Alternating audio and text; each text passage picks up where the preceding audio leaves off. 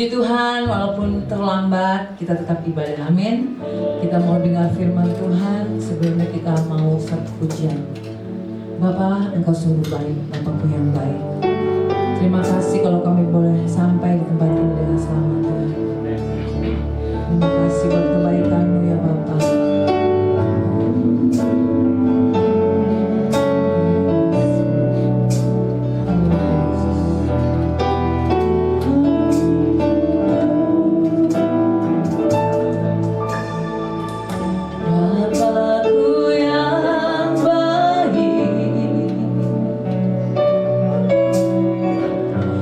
Sangat ku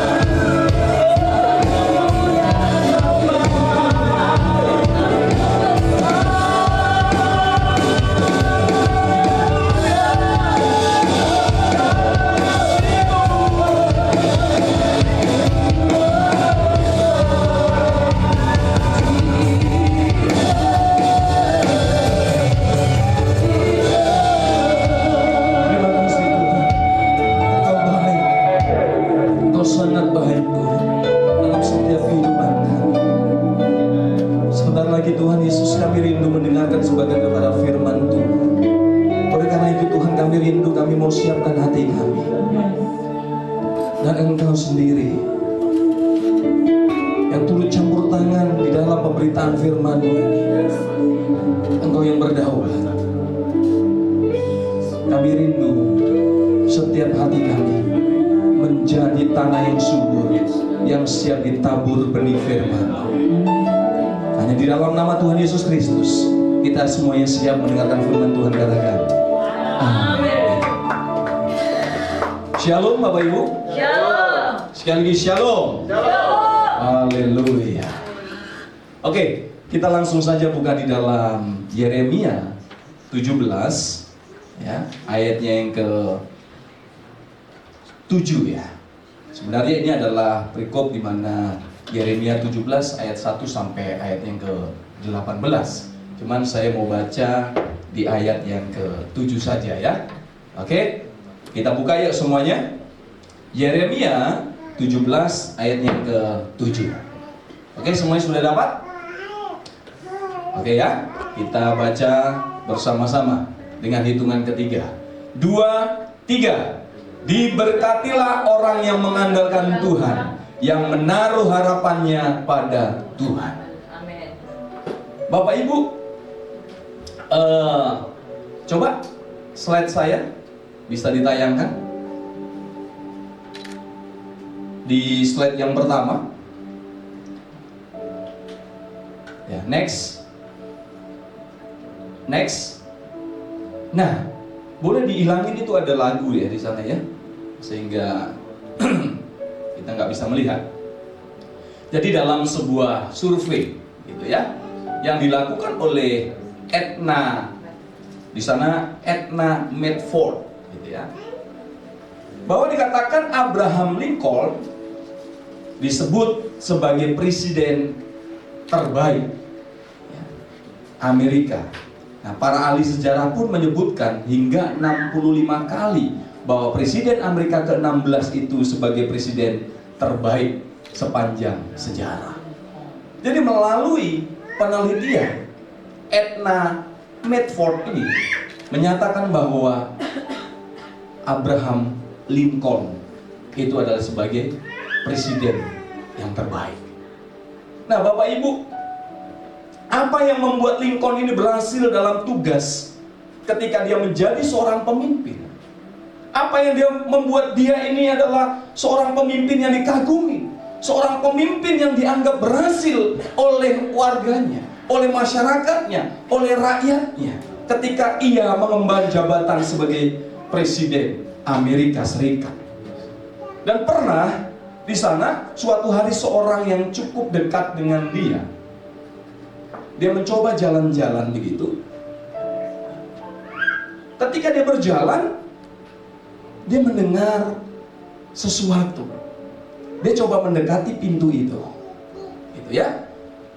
Ternyata ketika dia melintasi kamar presiden di gedung putih itu, yang kebetulan pintunya sedikit terbuka, dia mendengarkan secara tidak sengaja apa yang dia dengar.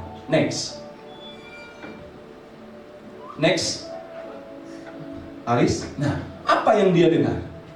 Yang ia dengar adalah presiden sedang berlutut di samping tempat tidurnya dan mengucapkan doa dengan sepenuh hatinya.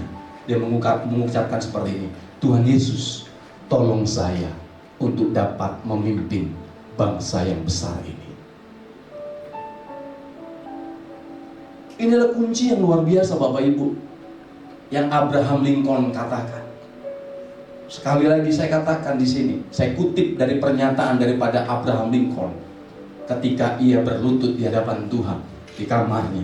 Dikatakan, Tuhan Yesus tolong saya untuk dapat memimpin bangsa yang besar ini.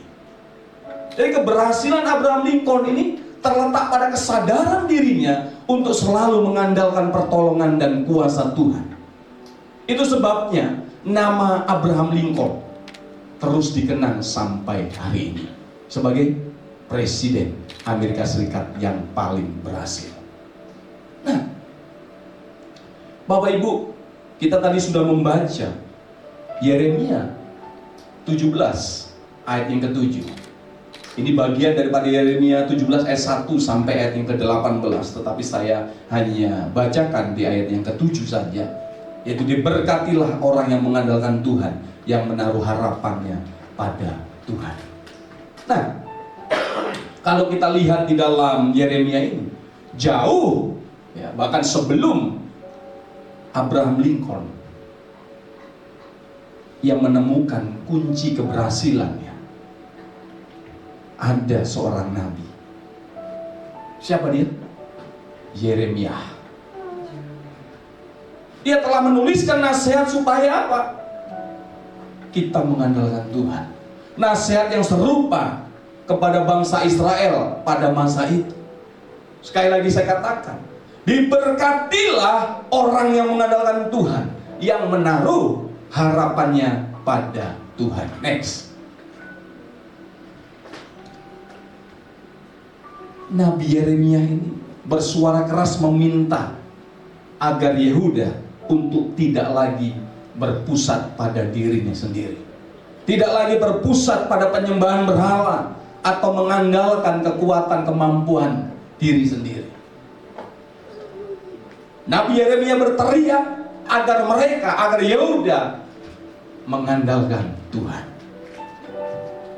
Kalau kita lihat latar belakang teks Yeremia ini, Yeremia 17 ini, kenabian Yeremia ini berlangsung di 3 masa pemerintahan, yakni dari mulai pemerintahan Raja Yosua, terus Yoyakim, dan juga Zedekia. Kenabian Yeremia ini dilakukan sejak ia masih muda, maka ia melampaui 3 pemerintahan. Terlebih khusus pada masa Raja Yosua, di mana Yosua memerintah, ia terkenal juga dengan melakukan reformasi yang sangat hebat untuk memperbaiki taraf kehidupan orang Yahudi dan juga di berbagai bidang kehidupan. Oleh karena itu, reformasi yang dilakukan, penduduk Yehuda secara ekonomi kehidupannya menjadi makmur. Mereka menikmati kemapanan. Oleh karena apa? Oleh karena ketahanan militer yang begitu kuat. Sistem pemerintahan yang sebelumnya itu kacau, tetapi di pemerintahan Yosua, sistem pemerintahan menjadi hebat. Militer kuat dibanding dengan pemerintahan Raja Manasye yang sangat-sangat berbeda. Ia berhasil direformasi sehingga apa? Mendatangkan rasa aman, rasa sejahtera. Ya. Kalau kita dengar hari-hari ini, bagaimana pemerintahan di Timur Tengah sana lagi kacau kan, di berita-berita begitu ya. Nah, pada masa itu juga begitu, ketika militer, sosial militer itu kacau, maka perekonomian juga menjadi kacau.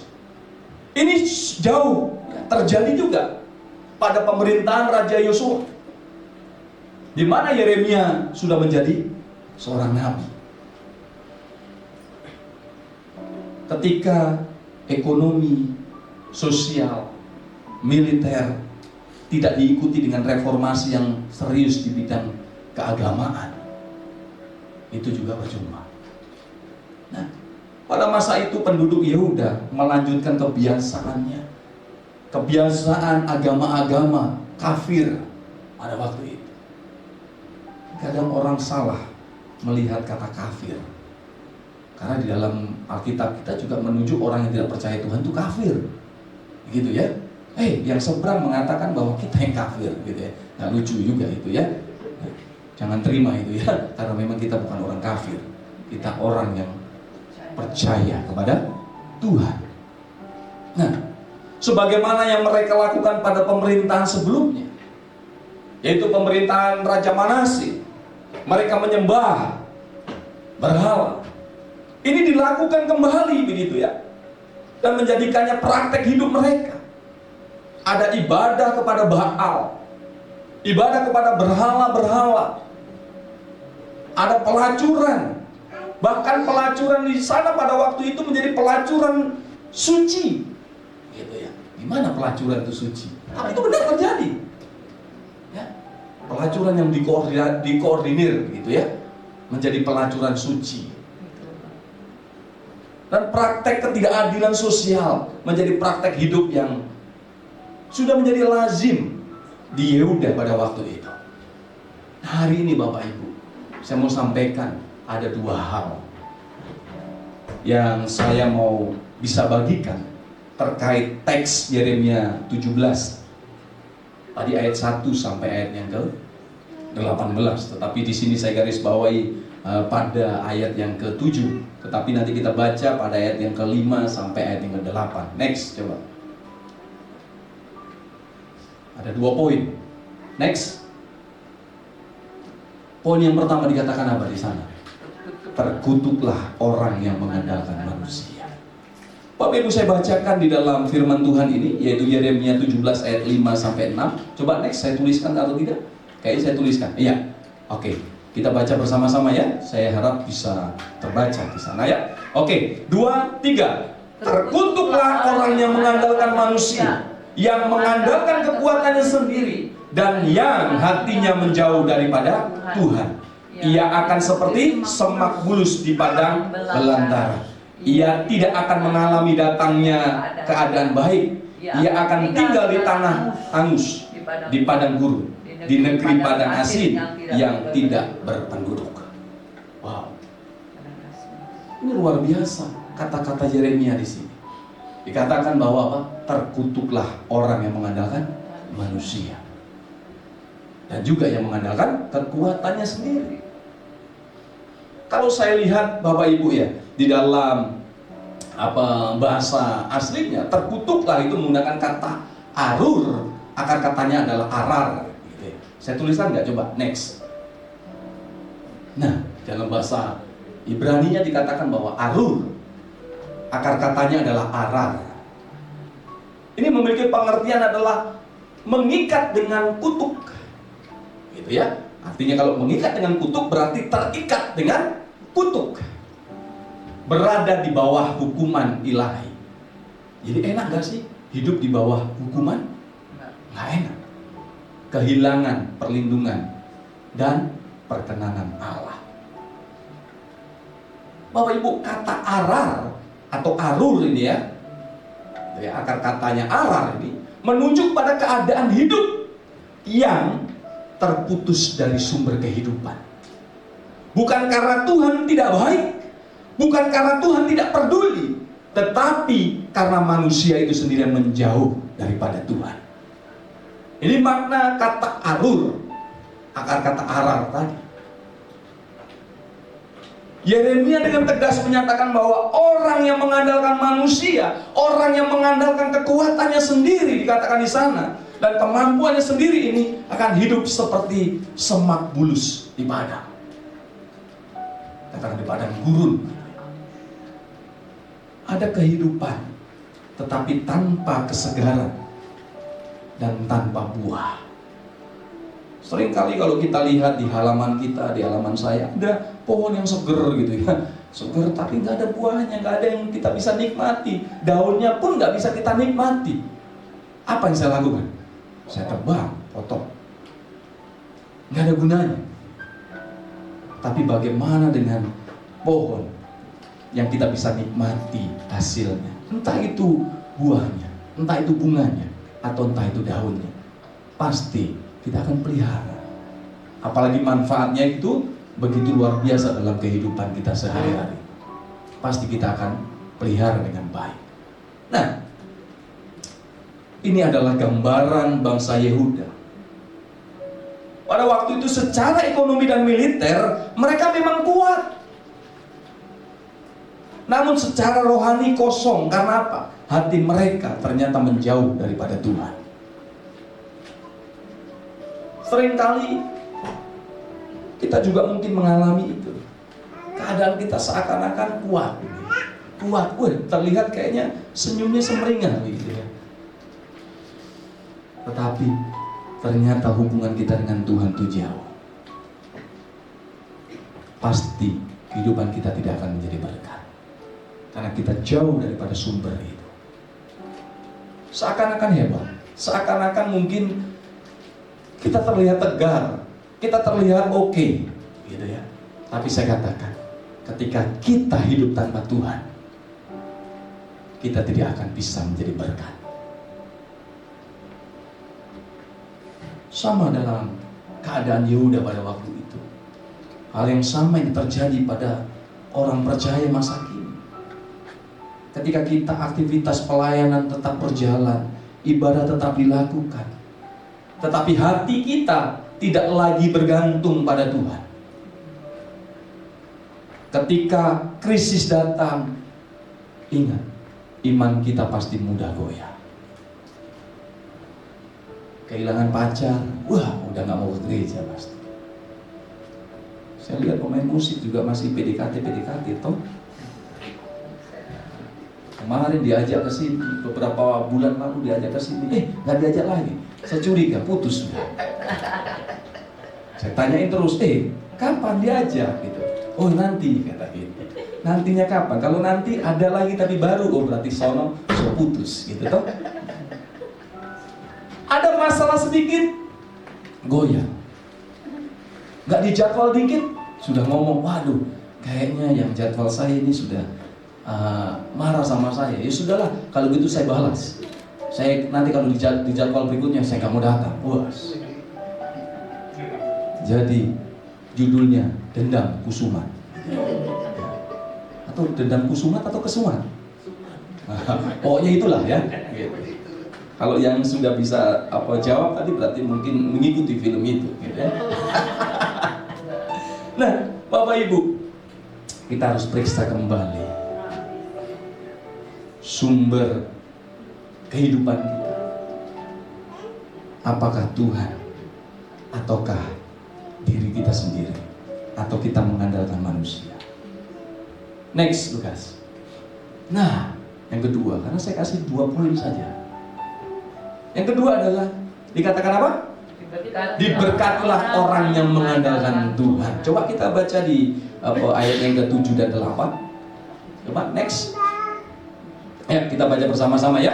2, 3. Diberkatilah orang yang mengandalkan Tuhan, yang menaruh harapannya pada Tuhan. Ia akan seperti pohon yang ditanam di tepi air, yang merambatkan akar-akarnya ke tepi batang air, dan yang tidak mengalami datangnya panas terik, yang daunnya tetap hijau, yang tidak khawatir dalam tahun kering, dan yang tidak berhenti menghasilkan buah. Harusnya kita mau yang seperti ini, betul? Kalau ada musibah, ada masalah, kita tetap menghasilkan buah. Bahkan dikatakan daunnya nggak akan kering, buahnya juga tidak akan berhenti. Tidak akan berhenti menghasilkan buah. Waduh, banjir sedikit sudah kalah kabut kita kan hari ini. Tapi saya sukacita. Waduh, susah bener ngomong sukacita. Tepuk tangan dulu buat tim musik ya. Lengkap. Wow. Ini Jakarta lagi banjir ya, lagi banjir luar biasa. Ya. Di Moi, di mana-mana, ini bukan promo ya, bukan promo mall itu tadi, tapi di mana-mana sepanjang jalan banjir, bahkan mencapai 1 meteran ya, 1 meteran. Saya lihat ini di sini juga ada pelayan-pelayan Tuhan, ada jemaat yang setia. Apapun yang terjadi, tetap melayani. Wow, ini jadi moto yang luar biasa ini. Apapun yang terjadi, tetap melayani. Amin. Jadi thank you buat tim musik lengkap, buat soundman, buat multimedia lengkap juga ya, puji Tuhan ya. Para pastor hari ini juga lengkap loh, hadir semua, haleluya. Apapun yang terjadi tetap melayani. Wah. Ya.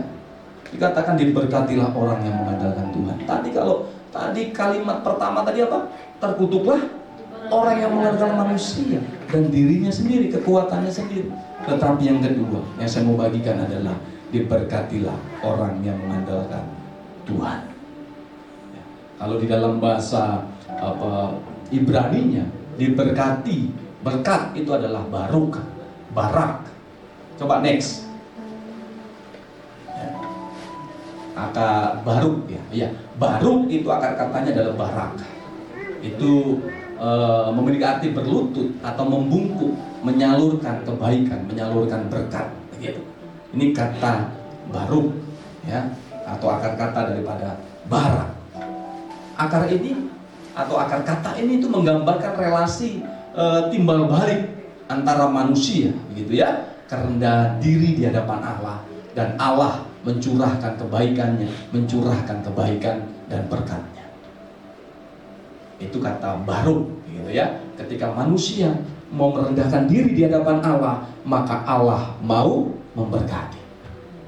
Nah, seringkali kita justru banyak yang nggak mau merendahkan diri di hadapan Allah. Jangankan di hadapan Allah, di hadapan Tuhan. Merendahkan diri, merendahkan hati, gitu ya. Mau mengalah kepada sesama aja kadang susah. Tahu susah ya? Itu tadi saya ngomong susah dan sulit, jadi sulit. Susah dan sulit.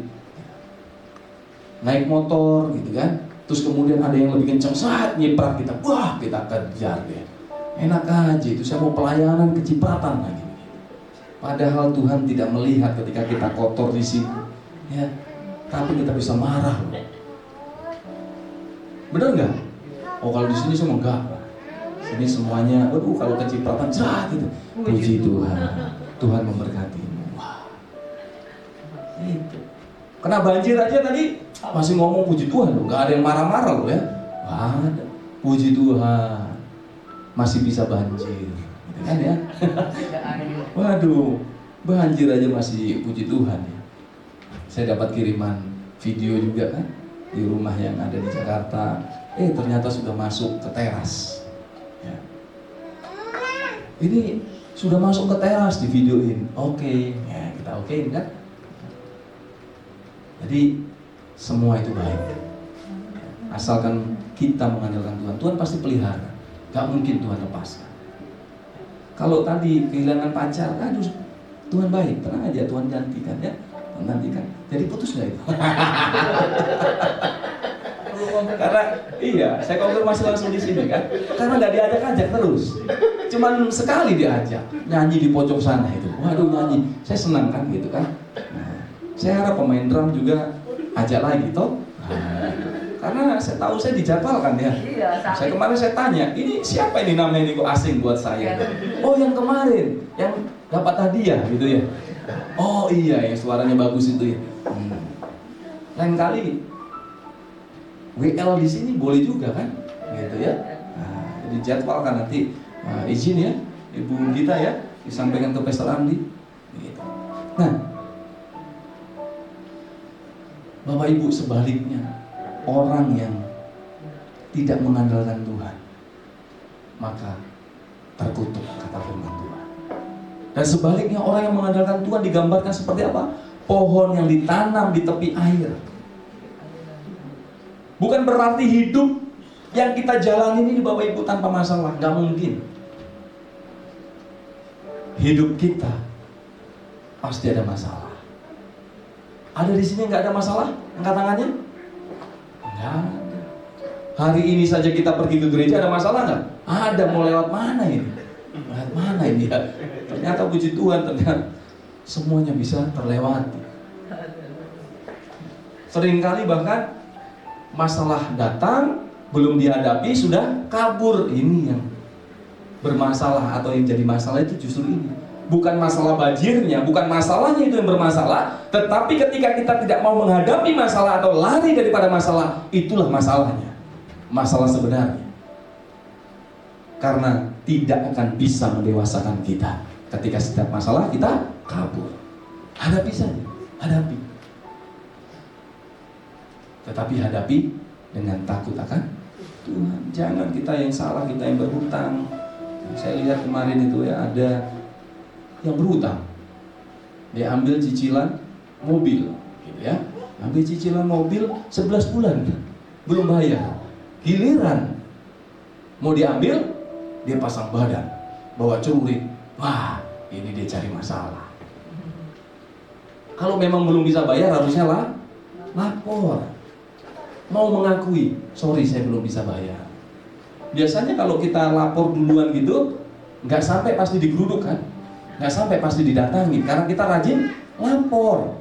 Paling bunganya nambah gitu kan. Resiko dong. Karena resiko kita hutang kan. Nah, kalau nggak mau ya nggak usah lah. Kalau belum waktunya beli motor ya nggak usah beli motor. Belum waktunya beli mobil, nggak usah beli mobil, nggak usah paksain. Hanya untuk sebuah gaya, gengsi. Halo? Ya, jangan. Kalau belum waktunya jangan. Malah justru saya kasih tahu ya, ini cerita gitu ya. Orang bisa beli mobil gitu kan, wah bisa beli mobil gitu. Nah, kita diem karena memang ya sudahlah, tabungan buat yang lain, buat yang lain. Giliran dia sudah 10 tahun kemudian, ya. Terus kemudian kita bisa beli mobil. Mobil kita lebih baru daripada dia loh. Mobilnya sudah 10 tahun kan, mobil kita baru. Nah, jadi nikmati yang ada. Saya kalau pakai motor, pakai mobil tuh selalu lama. Bener, nggak ada tuh saya pakai mobil, motor tuh terus kemudian langsung, waduh, jual. Gitu. Jual maksudnya adalah karena ini ada sisi lain, jual karena memang kebutuhan ya. Tapi biasanya kalau jual untuk dipakai itu pasti saya pakainya lama. Mobil yang pertama itu saya pakai ada 11 tahun. Lama kan? Baru ganti. Motor tuh malah jarang saya ngejual motor. Biasanya sampai, kalau orang Jerman bilang sampai elek gitu. Orang Jerman bilang gitu ya. Ada orang Jerman di sana itu di belakang. Betul ya? Betul Ustaz ya? Nah, orang Jerman bilang sampai elek. Jadi motor sampai puluhan tahun saya ada, tapi bisa dipakai, bisa dipakai. Kenapa saya nggak jual? Kadang mau berjual juga mikir ya, paling lakunya cuma segitu, udah taruh situ aja. Tapi juga kata istri, jadi sampah itu. Nah, sempat ya sudah kasih orang. Beberapa motor sempat kita kasih orang, gitu ya. Datang, terus kemudian udah kasih aja. Tapi beberapa motor juga ada yang masih jogrok, ada yang mau, angkat tangan gitu ya. Tadi kemarin baru disuratin, saya bilang sama istri, nggak usah disuratin, toh nggak pernah dipakai juga. Udah jangan suratin, siapa tahu nanti kalau ke Jakarta pakai motor, kan motor masih bisa dipakai. Oh iya. Oh, kalau yang ini jangan nih, ya. Nah, motornya agak gede dikit, yang biasa motor putih itu Pastor Juli ya. Nah itu kata istri, jangan disuratin aja kata gitu. Jadi saya suratin. Bukan karena kita nggak taat pajak ya. Taat pajak kita nggak pernah telat. Cuman kemarin saya mikir, suratin nggak ya? Toh nggak pernah dipakai. Gitu.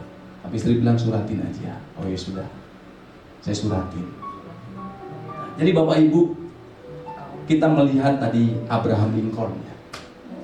Beliau menjadi contoh nyata bagaimana ketergantungan beliau kepada Tuhan, sehingga Tuhan juga perhitungkan, melahirkan kebijaksanaan dan kekuatan yang sangat-sangat luar biasa. Bahkan ia disebut pemimpin terbaik sepanjang masa. Demikian juga kita orang percaya harusnya hidup bersandar penuh pada Tuhan. Andalkan Tuhan melalui doa, firman, kerendahan hati kita. Maka hidup kita pasti ditopang oleh Tuhan. Tidak akan kita itu tergoncang. Tuhan Yesus sendiri adalah sumber hidup. Ketika kita bergantung kepada Dia, maka Dia pasti memelihara Bapak Ibu dan saya. Ini janji Tuhan. Maka itu bangun mesbah dan firman setiap hari. Letakkan hidup kita sepenuhnya pada Kristus yang menjadi sumber kehidupan kita. Next, saya tutup Bapak Ibu. Firman Tuhan saya hari ini. Coba next. Nah, selesai toh? Pemazmur di sana mengingatkan bahwa kita ini adalah apa? Debu. Dikatakan di dalam Mazmur 103 ayat 14, saya bacakan. Sebab Dia sendiri tahu apa kita. Dia ingat bahwa kita ini debu. Kalau di dalam terjemahan lama begitu ya, ini terjemahan baru dikatakan bahwa sebab Dia sendiri tahu apa kita. Kalau dalam terjemahan lain dikatakan siapa kita. Gitu. Kalau terjemahan baru itu apa sih kita ini? Gak ada artinya kita ini. Siapa kita? Apa sih kita ini terbuat dari apa? Dikatakan firman Tuhan selanjutnya, ia ingat, dia ingat, Allah ingat bahwa kita ini debu. Bapak Ibu, kita itu debu. Harusnya nggak ada yang bisa kita banggakan dalam hidup kita. Harusnya nggak ada yang kita bisa angkat, bisa apa ya kalau saya katakan bermegah begitu terhadap diri kita. Nggak ada, Bapak Ibu. Nggak ada. Firman Tuhan ini mengingatkan kita debu. Segala hal yang melekat pada kita, saya katakan tidak ada yang dapat menolong kita dari goncangan dunia, sebab semuanya itu serba terbatas. Apa yang menempel pada kita ini nggak bisa nolong kita, nggak bisa. Kalau Tuhan sudah ngomong, waktumu selesai, harta kita bisa menolong untuk menyambung nyawa kita? Nggak ada. Pabrik kita yang megah, rumah kita yang mewah, mobil kita yang canggih, nggak bisa nolong kita, nggak bisa. Emas kita yang bergelantungan, bisa nggak nolong kita? Nggak bisa nolong kita. Jadi tidak ada. Begitulah semua yang ada di dunia ini, sifatnya Bapak Ibu itu fana. Nggak ada yang sifat kekal. Pada akhirnya semua berakhir. Tragis kehidupan kita ini. Semua pada waktunya, pada akhirnya itu berakhir. Masalahnya satu, akhir hidup kita itu di mana? Bersama siapa? Ini loh yang sering kita lupakan. Seringkali kita mengejar apa yang dipandang oleh dunia. Wow, bajunya keren ya. Wow, dia hebat ya, dia kaya ya. Saya katakan, bukan berarti dia boleh kaya. Tuhan memberkati kita juga melalui banyak hal. Tapi saya katakan, saat ini, hari ini, berkat Tuhan, kesuksesan bagi saya itu bukan harta melimpah. Apa? Bagaimana saya sehat dan bisa melayani Tuhan, itu kesuksesan bagi saya. Ketika saya sakit, saya bisa merenung, Tuhan, percuma semua yang aku dapatkan. Ketika aku sakit, aku gak berdaya. Suatu saat tiba-tiba Tuhan panggil saya, gak ada gunanya semuanya. Gak ada. Gak ada. Memang proses kita masing-masing berbeda, berbeda. Tapi saya katakan ketika Tuhan proses hidup saya mengalami sakit gitu. Waduh, rasanya kayak Tuhan panggil hari ini. Terus melihat anak-anak masih kecil-kecil, nggak ada yang kita bisa pegang gitu. Terus kalau anak-anak masih kecil, terus kalau Tuhan sudah bilang kamu pulang Gideon, bisa kita ngomong tunggu dulu dong Tuhan, bisa. Kalau Tuhan sudah katakan selesai waktunya, kita bisa bernego dengan Tuhan, bisa. Tapi kalau Tuhan tetap bilang selesai, ya selesai.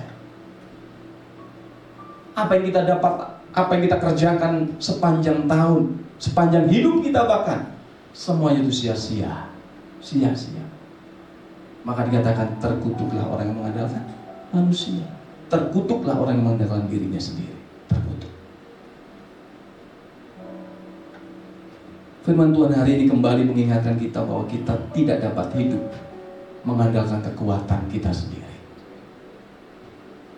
mengandalkan keahlian kita, pengalaman kita, kemampuan kita, harta kita.